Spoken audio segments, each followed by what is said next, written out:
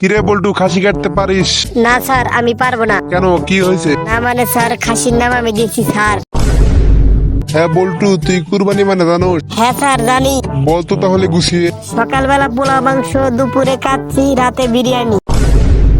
বল্টু ধর, একটা প্লেনে 50টা ইট আছে, তাদের মধ্যে একটা ইট ফেলে দিলে কয়টা ইট থাকবে? এটা তো সহজ, 49টা। আচ্ছা, একটা ফ্রিজে 3টা স্টেপ ভাতের আগার কি কি? ফ্রিজটা খুলুন, হাতিরা ঢুকান এবং বন্ধ করে দিন। বনের সিংহের আজ জন্মদিন, সবাই এসেছে কিন্তু একজন ছাড়া। কে আসেনি এবং কেন? স্যার হরিণ আসেনি, কারণ সে ফ্রিজে। এক বৃদ্ধা একটি কুমির ভর্তি খাল পার হলো কিভাবে, কোন ক্ষতি চাই? স্যার কারণ সব কুমির সিংহের জন্মদিনে গিয়েছিল। শেষ প্রশ্ন, তারপরও বৃদ্ধাটা মারা গেল কেন? আমার মনে হয় স্যার নদীর পানিতে পড়ে মারা গেছে। না, এইবার আপনি আসতে পারেন। ওই প্লেন থেকে যে ইটটা পড়েছিল, ওই ইটটা বৃদ্ধার মাথায় পড়ে মারা গেছে বৃদ্ধাটি। স্যার জানেন, গতকাল আমার দাদিকে আপনার কথা বলেছিলাম। তাই নাকি? তা তোর দাদি কি বললো? দাদি খুব আফসোস করলেন আর বললেন, আহা আমার যদি এমন শিক্ষক থাকতো। তোর দাদি তো দেখি এই বয়সে পড়ালেখার অনেক আগ্রহ। না, দাদির রাতে ঘুম হয় না, এই জন্য তাদের শিক্ষক দরকার। কিরে বল্টু, পরীক্ষা কেমন হয়েছে? স্যার অনেক ভালো হয়েছে, শুধু একটা উত্তর ভুল হয়েছে। বাহ, ভালোই তো। বাকিগুলো কি সঠিক হয়েছে? না স্যার, বাকিগুলো তো লিখতেই পারিনি। কিরে বল্টু, তুই কাঁদছস কেন? আর কি বলবো, রচনা কেমন পারিনি। কেন, কি এসেছে? আর এসেছে ছাত্রী জীবন। আমি তো ছাত্র, কিভাবে ছাত্রী জীবন লিখবো?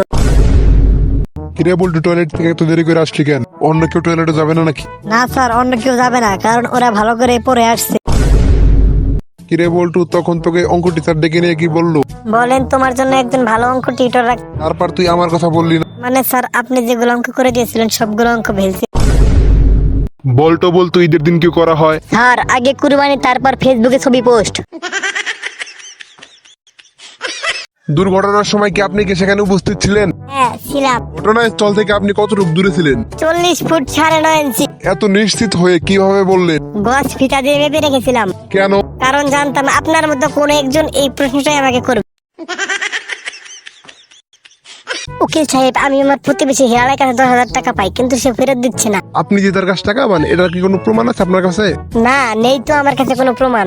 তাহলে জলদি একটা চিঠি লিখুন এবং চিঠিতে লিখুন আপনার কাছে আমি 50,000 টাকা পাই এবং আমাকে তাড়াতাড়ি ফেরত দেন, না হলে আমি পুলিশ কেস করবো। তাহলে কি কোনো লাভ হবে? আমি তার কাছে 10,000 টাকা পাই এবং তিনি চিঠির উত্তরে 10,000 টাকা লিখ। আরে ভাই, বুঝেন না, এইটাই হলো আপনার প্রমাণ। তখন বল্টু, ধরে একটা ট্রেন আসছে, কিন্তু ট্রেন দিয়ে আসছে, সেটার লাইন ভাঙা, কিন্তু জরুরি ট্রেনটিকে থামানো দরকার। তুই এখন কি করবি? লাল নিশান উড়াবো স্যার। যদি তখন রাত থাকে? লাল আলো দেখাবো তাহলে স্যার। যদি তোমার কাছে লাল আলো না থাকে? তাহলে আমার বোনকে নিয়ে আসবো। কেন, তোমার বোনকে কেন নিয়ে আসবে? আমার বোন অনেক দিন ধরে ট্রেন অ্যাক্সিডেন্ট দেখে না, তাই তার ট্রেন অ্যাক্সিডেন্ট দেখার অনেক ইচ্ছা, তাই তাকে নিয়ে আসবে এবং ট্রেন অ্যাক্সিডেন্ট দেখাবো। তো বন্ধুরা, ভিডিওটা ভালো লাগলে like, comment, share and subscribe করে দাও প্লিজ।